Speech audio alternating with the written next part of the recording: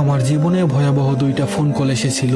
আমার স্বপ্ন, আশা, ভরসা ভেঙে দেওয়ার জন্য এই দুইটা ফোন কলই যথেষ্ট ছিল। গল্প কিংবা উপন্যাস নয়, আমার জীবনের ঘটে যাওয়া ভয়ঙ্কর দুঃখের গল্প শোনাবো আজ। আমি মিনহাজুল ইসলাম রাফি, ছন্দনাম। পেশায় সাধারণ একজন চাকরিজীবী। নিম্ন মধ্যবিত্ত পরিবারে বড় হওয়া। আমি কখনোই উচ্চ বিলাসী স্বপ্ন দেখার সাহস করিনি। তবে স্বপ্ন দেখাতে বছর 4 আগে একজন আমার জীবনে আসে।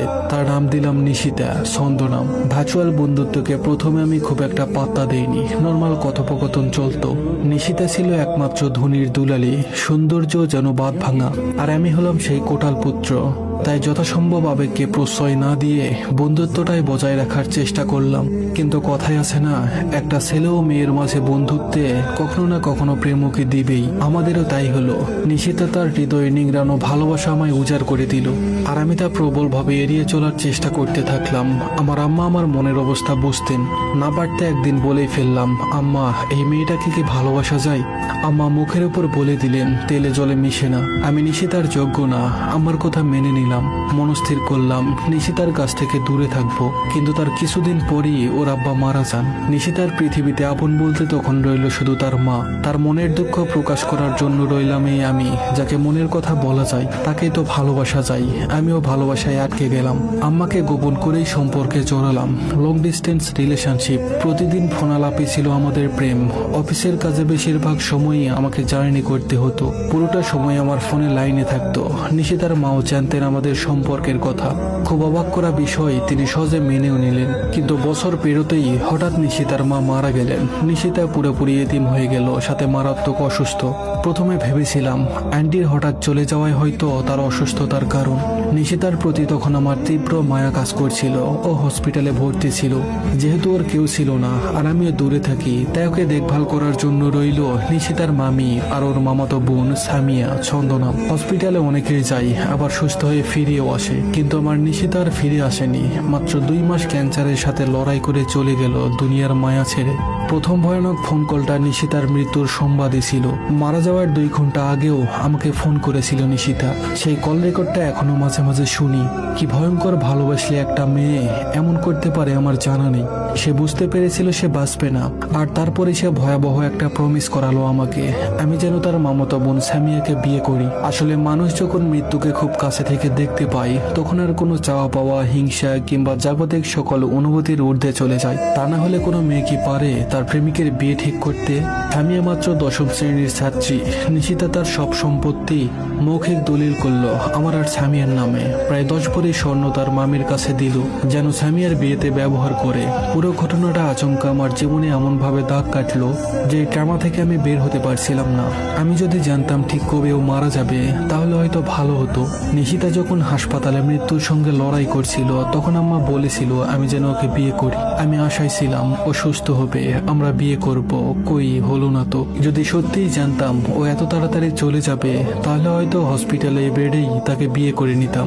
যদিও বা নিশিতাকে আমি তার মৃত্যুর সময় কথা দিয়েছিলাম যে তার মামাতো বোন সামিয়াকে বিয়ে করব, তবুও মন কেমন উদাসীন হয়ে রইল। কোনো কিছুতেই মনকে মানাতে পারছিলাম না। কিন্তু এই উদাসীনতাকেও প্রশ্রয় দিতে পারলাম না যখন আরেকটি দুর্ঘটনার সাক্ষী হলাম। বিনা নোটিশে নিশিতার মামি অর্থাৎ সামিয়ার মা হঠাৎ করে মারা গেলেন। বাবা তো আগেই মারা গিয়েছিলেন। এই মেয়েটাও এতিম হয়ে গেল। এবার আমার মা সম্মত হলেন সামিয়াকে বিয়ে করতে, কিন্তু বাবা রাজি হলো না। তবুও না চাইতেও আমি মনস্থির করলাম সামিয়া এখন একা, এতিম, আর তার একটা ছোট বোন আছে। এদেরকে আমি ভালোভাবে দেখাশোনা করব, সামিয়াকে বিয়ে করব। তবে সামিয়ার 2 জন বড় বোন আছে যারা বিবাহিত, তারা নিজেদের সংসারে ব্যস্ত। 2 বোনকে দেখাশোনার দায়ভার কেমন যেন আমার উপরেই পড়লো। আমি যেভাবে পারি অল্প অল্প টাকা পয়সা সময় দিয়ে ওদের পাশে দাঁড়ালাম। তবে পুরোটাই লং ডিস্টেন্স ছিল। নিশিতার সব স্মৃতি মুছতে চেষ্টা করলাম, সব মেসেজ ডিলিট করলাম, 2টা ছবি আর শেষ কল রেকর্ডটা বাদে। সামিয়া আমাকে ভাইয়া বলে ডাকতো, কিন্তু বিয়ে ঠিক হবার পর থেকে এই মেয়েও কেমন যেন আমায় নিশিতার মতো যত্ন করে ভালোবাসতে লাগলো। আমি সামিয়ার প্রেমের মাঝেই নিশিতার প্রেম খুঁজতে থাকি। দ্বৈত অনুভূতিতে দিন কাটে, রাত কাটে। মাঝে মাঝে নিশিতাকে মনে পড়ে। আম্মার কথা মতো কুরবানির ঈদের পর সামিয়াকে বিয়ে করার প্রিপারেশন নিতে থাকি। এর মাঝে একটা ব্যাপার বলা হয়নি, আমি প্রায় 2 লক্ষ টাকা খরচ করেছিলাম গত 1-2 বছরে। 1 লক্ষ টাকা খরচ করেছিলাম নিশিতার চিকিৎসার সময়, আর 1 লক্ষ টাকা পরে আমি শুধুমাত্র 1 লক্ষ টাকাই ফেরত চেয়েছিলাম সামিয়ার বড় বোনের কাছে, যেহেতু স্বর্ণ দলিল তাদের কাছে। কিন্তু নিশিতার মামি মারা যাওয়ার সাথে সাথে সে স্বর্ণের হিসাবও কেমন যেন গায়েব হয়ে গেল। কোনো সদুত্তর পাইনি আমি। সম্পত্তির লোভ আমার কোনো কালেই ছিল না, তাই আমার নামে লিখে দেওয়া জমি কিংবা স্বর্ণের হিসাব আমি চাইলাম না। কেন জানি এই পাওয়াকে আমার পাওয়া মনে হতো না, কেমন অস্বস্তিকর লাগতো। আমি শুধু আমার নিজের পাওনাটুকুই না পারতে চাইলাম। 2 লক্ষ টাকার মধ্যে 1 লক্ষ টাকা আমার নিজের ছিল, বাকিটা লোনের, সেটা অফিস থেকে নিয়েছিলাম। সামিয়ার বোন বলল সামিয়ার নামের জমি বেচে টাকাটা দিবে, ডেট ফিক্সড হলো। ওই দিন অফিসেও জানালাম যে টাকাটা দিয়ে দিব। আসলে টাকা পয়সার ঝামেলা পৃথিবীর সবচাইতে জঘন্য ঝামেলা, যেটাতে আমি জড়িয়ে পড়েছি। ব্যাপারটা নিয়ে সামিয়ার সাথে 2-1বার কথা হলো। যেদিন টাকা দেওয়ার কথা ছিল তার আগের দিন সামিয়ার সাথে মেসেজিং এ হতাশার কথা বললাম। টাকাটা সময় মতো না পেলে জবটা হয়তো হারাতে হতে পারে, সাথে সাথে আরো অপমান অপদস্থ হতে হবে সেটাও বললাম। সামিয়া বলল আমি বেঁচে থাকলে টাকা পাবেন, আর না পেলে মরেই যাব। আমি ওর কথায় তেমন গুরুত্ব দেইনি, বাচ্চা মানুষ। 21 তারিখ টাকা দেওয়ার কথা ছিল, টাকা পেলাম না।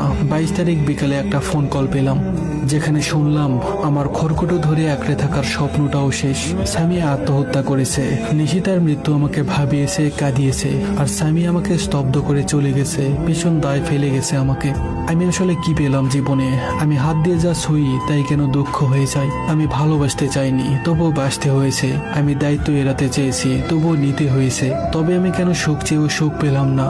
আমার কেমন পাগল পাগল লাগে। মোবাইল ফোনে ফোন আসলেই বুকটা কেমন যেন ধুক করে ওঠে। না জানি কি দুর্ভাগ্য আমার জন্য অপেক্ষা করছে। আমি সবকিছু ভুলতে চাই, কিন্তু কেন পারি না। নিশিতার কাপা কাপা গলার ভয়েস রেকর্ডটা এখনো কানে বাজে। আমার কবরে কিন্তু দুমুঠো মাটি তুমি দিও। রাফি, তুমি তো আমার সব। দেখো, তুমি ছাড়া আমার আর কেউ নেই। আমার মন বলছে এটাই আমার তোমার সাথে শেষ কথা। সামিয়ার শেষ মেসেজ চোখে ভাসে, আপনি নিজের জন্য বাঁচেন, ওরা আমাকে বাঁচতে দিল না। আমার একাকিত্বের সময়গুলো এখন খুব ভয়ঙ্কর লাগে। নিঃসঙ্গতা, ব্যর্থতা, দারিদ্রতা আর এক আকাশ পরিমাণ দুঃখ স্মৃতি আমাকে কুড়ে কুড়ে খাচ্ছে। মাঝে মাঝে মনে হয় আমি এ জীবন থেকে পালিয়ে যাই। আমাকে যে জড়িয়েছে জীবনে সেই চলে গেছে ছেড়ে। নিজেকেই অভিশপ্ত লাগে। মানুষ এক প্রেম ভুলতে গোটা জীবন পার করে ফেলে, আর আমি 2 মানুষের প্রেম এক জীবনে ভুলবো কেমন করে?